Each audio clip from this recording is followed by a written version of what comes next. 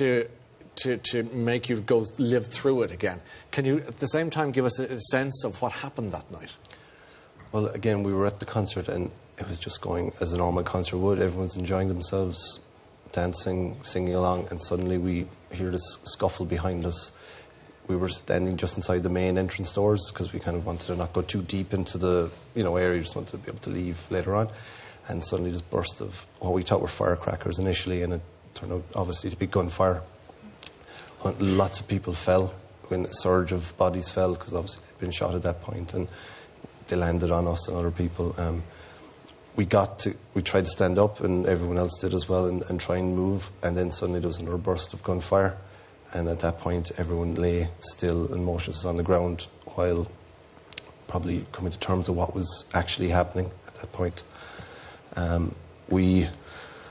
I think at that point we did realise this is a serious situation. This is life and death. This is gunfire, not just firecrackers or a prank that we thought it might have been at the very, very start.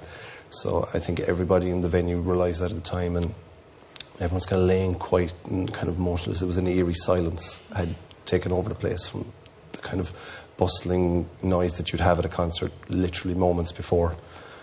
And as we lay on the ground, we could hear single gunshots at this point, where we could see, or we could hear, the gunmen had been walking around and shooting people that were either already dead or dying, kind of almost executing them at this point. And I lay on top of Katie in a vain attempt, I guess, to maybe save her if they did shoot me, that it wouldn't go through and get Katie. And we could feel the gunshots, the individual gunshots, coming closer and closer, and we kind of, I guess we said our goodbyes to ourselves, and almost a calmness came over us that this was it. It was almost, this is the end of us, of, you come over to a place just to go to a gig and suddenly it's turned into your worst nightmare.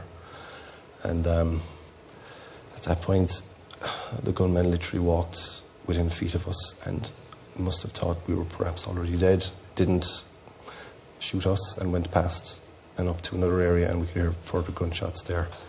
Had you communicated at this point when you kind of put yourself over Katie? Had you said goodbye? Had you said anything?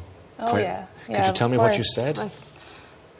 We didn't think we were going to get out of it alive, so we were talking to each other quietly, but we were just saying, okay, this is it, goodbye, I love you, and that's really it. That's what we said, and just kept repeating that. And I was looking at a man who was beside me because he had been shot and was dying, and I just kind of remained looking at him and just wanted to keep eye contact with him and tell David I loved him, and that's what we did. You were utterly convinced it was the end?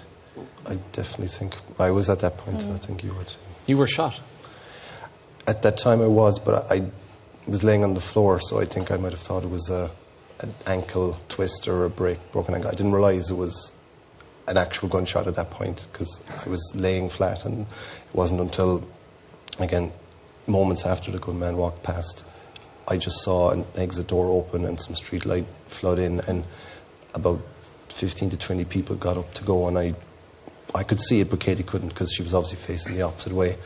And I just got us up to go, and it was when I started putting weight on my foot that I realised this had been a gunshot that I had suffered.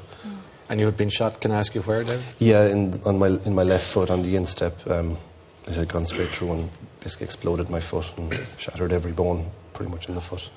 But you got up, I suppose, adrenaline, fear, terror, got you up standing. And David got up and he grabbed me up off the floor. It's like, go. We got outside and we were at the exit, and David, he was a bit hazy and he wanted to go back in to get my bag. And that's when I was saying, what's wrong with you? Let's run. And he said he thought he'd been shot, and that was that. I just dragged him.